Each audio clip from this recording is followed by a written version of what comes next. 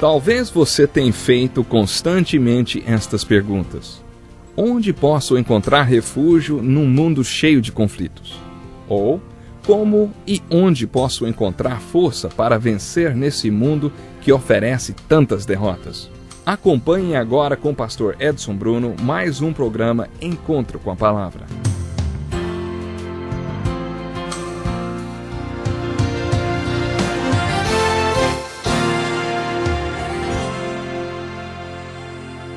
Bem-vindo a mais um Encontro com a Palavra. Boas-vindas especiais para aqueles que estão sintonizados pela primeira vez no nosso programa. Estamos estudando o livro mais importante do mundo, a Palavra de Deus, a Bíblia. No último programa aprendemos que Jesus Cristo foi um homem com uma missão. Ele sabia qual era a sua missão nesse mundo e a aceitou plenamente. Jesus descreveu sua missão como a obra que Deus quis que ele realizasse. Anos atrás cheguei perto da morte. Um oficial da Marinha tinha me pedido que ficasse com o seu carro enquanto ele estivesse numa missão em um navio. Era um carro conversível com um motor muito potente. Eu estava dirigindo na estrada, passando por uma curva, quando o volante falhou. Quando dei conta, estava no meio do tráfego sem poder desviar para nenhum dos lados. Acabei atingindo um caminhão e rodopiando na pista. O acelerador travou e eu teria sido jogado para fora do carro se meu pé não tivesse ficado preso no pedal do freio. Meu sapato literalmente foi rasgado em dois. Um instante antes do meu carro atingir outra vez o caminhão, consegui me desprender e o carro finalmente foi para a grama e parou. Saí do carro e comecei a juntar as coisas que tinham sido jogadas para fora do carro.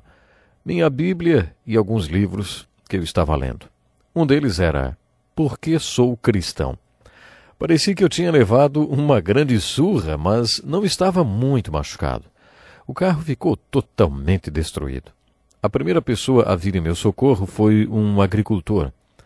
O velho homem me olhou por baixo do seu chapéu de palha e eu estava segurando a minha Bíblia e livros. E ele disse: seu moço, acho que o senhor é servo de Deus. Se não é, é melhor começar a ser. Naquele momento era exatamente nisso que eu estava pensando. Enquanto estava sendo arrastado pela estrada pelo possante motor daquele carro, não tive medo da morte, mas meu pensamento era: agora não, agora não. Eu sabia que ainda não tinha terminado a obra que deveria fazer. Eu ainda nem tinha descoberto que era essa obra.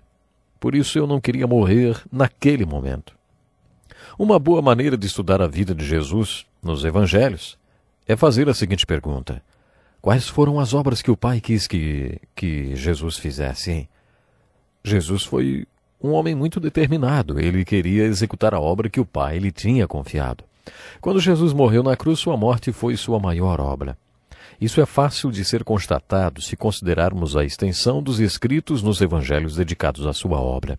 Quando, no final do seu sofrimento na cruz, Jesus disse: está consumado, Pai, nas tuas mãos entrego o meu espírito. Ele, Jesus, tinha completado a sua missão. Ela tinha sido encerrada exatamente ali, na cruz. Neste momento, o Novo e o Velho Testamentos se cruzam. Você vai entender muito melhor o Novo Testamento se tiver estudado o Velho. Deus disse no Velho Testamento que crêssemos que Ele iria reconciliar-se com suas criaturas. Quando estudamos o Velho Testamento, eu disse que todas aquelas ofertas do livro de Levítico tinham um valor simbólico. Os filhos de Israel tinham que sacrificar animais para terem seus pecados perdoados. Os sacerdotes sempre explicaram a eles que aqueles animais sacrificados eram uma figura do Cordeiro que viria um dia, o Cordeiro de Deus.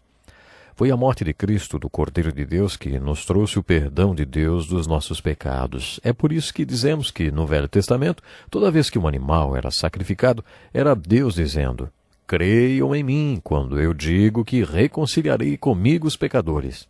A mensagem do Novo Testamento é: creiam em mim, porque eu já reconciliei comigo os pecadores.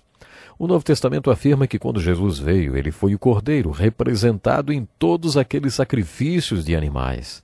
É por isso que a morte de Jesus na cruz é considerada como uma missão cumprida, uma obra realizada. Você pode ver a morte de Jesus na cruz como a conclusão de sua obra redentora. Você que estudou o livro de Ruth conosco, lembra-se da palavra redimir? Redimir significa comprar de volta, trazer de volta. Ruth era uma mulher pagã que se casou com um homem judeu. Eles não tiveram filhos e ele morreu. Porque ela tinha sido casada com um homem judeu, Ruth tinha se tornado integrante do povo escolhido de Deus. No entanto, por causa da morte do seu marido e porque eles não tiveram filhos, Ruth ficou desamparada. Ela tinha deixado de pertencer ao povo de Deus. Deus tinha instituído a lei do parente redentor, conhecida em hebraico pela palavra Goel, que dizia que uma mulher como Ruth poderia procurar um parente do seu falecido marido e dizer: quero ser sua Goel, quero que você me compre de volta para a família de Deus. Quero que você me traga de volta para a família de Deus. Se o homem concordasse em ser o seu Goel, ele a compraria pagando todos os débitos que ela tivesse, os quais eram registrados num rolo selado. Ele não poderia ver o quanto aquilo lhe custaria até que declarasse suas intenções de redimir a mulher. O Goel teria que provar que era parente do falecido marido e declarar suas intenções e qualificações para redimir a mulher. Depois disso, eles quebravam os selos do rolo e mostravam ao homem quanto aquela transação lhe custaria. Ele a comprava de volta, liquidando os débitos, mas a trazia de volta, casando-se com ela. Era isso que significava a palavra redimir, usada na Bíblia como referência ao que Jesus fez e a quem ele realmente era. Quando Jó entendeu que precisava de um Salvador, ele o chamou de Redentor. Eu sei que o meu Redentor vive e que no fim se levantará sobre a terra. O que significa ser um Redentor? O Redentor, ou o conceito de redenção, era um termo legal que se transformou num termo bíblico. No Novo Testamento, quando os apóstolos como Pedro entenderam o que Jesus fez quando morreu na cruz, fizeram a seguinte declaração: vocês sabem que não foi por meio de coisas perecíveis como prata ou ouro que vocês foram redimidos da sua maneira vazia de viver, mas pelo precioso sangue de Cristo, como o de um cordeiro sem mancha e sem defeito. Esse foi o preço da nossa redenção. Portanto, a morte de Jesus Cristo na cruz foi sua obra de redenção, seu ministério de redenção. Além da sua obra de redenção, Jesus fez muitas outras obras. Se nos basearmos no grande espaço dos evangelhos dedicados à obra de redenção de Jesus, certamente concluiremos que essa deve ser considerada a sua principal obra, mas não a única coisa que ele fez aqui na terra. Jesus poderia ter tirado um dia de folga no céu e dado uma folga a todos os seus afazeres por lá e vindo executar a sua obra de redenção numa tarde de sexta-feira. No entanto, Jesus viveu aqui na terra durante 33 anos. Você sabe o que mais ele fez? Ele principalmente nos mostrou como viver. E isso ele não poderia ter feito apenas numa tarde. Jesus afirmou no Evangelho de João: eu sou o caminho, a verdade e a vida. Ninguém vem ao Pai a não ser por mim. Essa é a declaração de Jesus no livro de João, capítulo 14, versículo 6, em que ele afirma ser o caminho para Deus. Nesse texto ele estava se referindo à sua obra de redenção. Não há outro caminho até Deus a não ser o Cordeiro de Deus. De acordo com as Escrituras, a morte de Jesus Cristo na cruz é a única maneira de sermos salvos. Todo o Novo Testamento afirma e confirma que não há salvação em nenhum outro, pois debaixo do céu não há nenhum outro nome dado aos homens pelo qual devamos ser salvos. Isso está em Atos capítulo 4, verso 12. Quando Jesus disse, eu sou a verdade, ele estava se referindo ao seu ministério de ensino. Quando Jesus disse, eu sou a vida, ele estava se referindo ao seu ministério de milagres. Observe que Jesus não disse, eu vim para falar e para mostrar para vocês a verdade e a vida. Não, Jesus disse, eu sou o caminho, eu sou a verdade e eu sou a vida. Na sua leitura dos evangelhos, observe os milagres de Jesus. Você pode até pensar que um bom título para esses evangelhos seria Os Milagres de Jesus ou As Curas que Jesus realizou. Cerca de 1/3 de todo o conteúdo dos evangelhos tem a ver com o ministério milagroso de cura de Jesus. Jesus curou muita gente. Quando você estiver lendo sobre o ministério de cura de Jesus, pergunte-se, qual é o significado do ministério de cura de Jesus para a minha vida hoje? A verdade mais dinâmica do Novo Testamento vem depois da ressurreição de Jesus.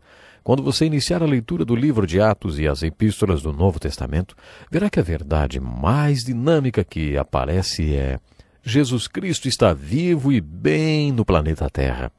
Jesus Cristo foi crucificado e enterrado, mas ele ressurgiu dos mortos e está vivo. Ele vive dentro, sim, ele vive dentro das pessoas hoje. Essa é a verdade mais dinâmica do Novo Testamento. Cristo em você, esta é a esperança de glória, de acordo com o Novo Testamento. Se o mesmo Cristo que viveu aqui há 2000 anos vive em você e em mim, e se cerca de 1/3 de seu ministério na Terra foi relacionado à cura, você acha que Cristo que vive em você e em mim pode curar hoje? É claro que sim. Creio que é isso que significa para nós todo esse relato sobre o ministério de curas de Jesus Cristo. É isso que é contado nos Evangelhos. Será que ele sempre quer curar? Claro que não.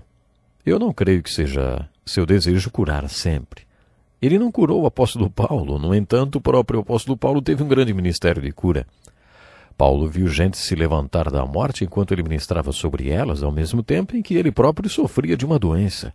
3 vezes Paulo pediu a Deus que o curasse daquela doença, e 3 vezes Deus respondeu: não, porque a minha graça é suficiente para você, pois o meu poder se aperfeiçoa na fraqueza. E se eu permitir que você se cure, você passará a confiar na sua própria força, por isso vou mantê-lo fraco. Quando Paulo ouviu isso, ele não disse: eu aceito, ele disse: me gloriarei ainda mais alegremente em minhas fraquezas, para que o poder de Cristo repouse em mim. Por isso, por amor de Cristo, regozijo-me nas fraquezas, nos insultos, nas necessidades, nas perseguições, nas angústias. Pois, quando sou fraco, aí é que sou forte. Cristo não curou Paulo. Há muitas pessoas, como eu mesmo, que ele não cura. Quando ouvimos pelo rádio ou vemos pela televisão pessoas orando e impondo suas mãos algumas vezes, alguns são curados. Mas quantos? Eu não sei. Talvez você diga: pode ser que todos aqueles sejam curados. Pode ser, mas será que realmente são? Eu não acredito. Deus não cura todo mundo, não. É possível, como vimos no livro de Jó, que ele seja glorificado algumas vezes, não curando, mas dando a graça para viver o que ele determinou. Na sua leitura dos Evangelhos, procure pelos milagres de Jesus. Não há dúvidas de que Jesus tenha operado milagres quando ele estava na terra e que pode operar os mesmos milagres hoje mesmo. Jesus foi um homem com uma missão, um homem com uma determinação gloriosa. Ele era determinado a fazer a obra que o Pai lhe tinha confiado. Bom, eu convido você a estar conosco no próximo programa e conhecer um pouco melhor a Jesus. A minha oração é que através dos estudos do encontro com a palavra, você conheça o caminho, a verdade e a vida. Que lição importantíssima. Obrigado, pastor Edson Bruno. Prezado ouvinte, coloque em prática o que você ouviu aqui. Sem dúvida, sua vida será grandemente abençoada. Este é um estudo escrito pelo Dr. Dick Woodward, na voz do pastor Edson Bruno. Escreva-nos e solicite o material. Nosso endereço é Encontro com a Palavra, Caixa Postal 2011, CEP 89201-970, Joinville, Santa Catarina. Até o nosso próximo Encontro com a Palavra.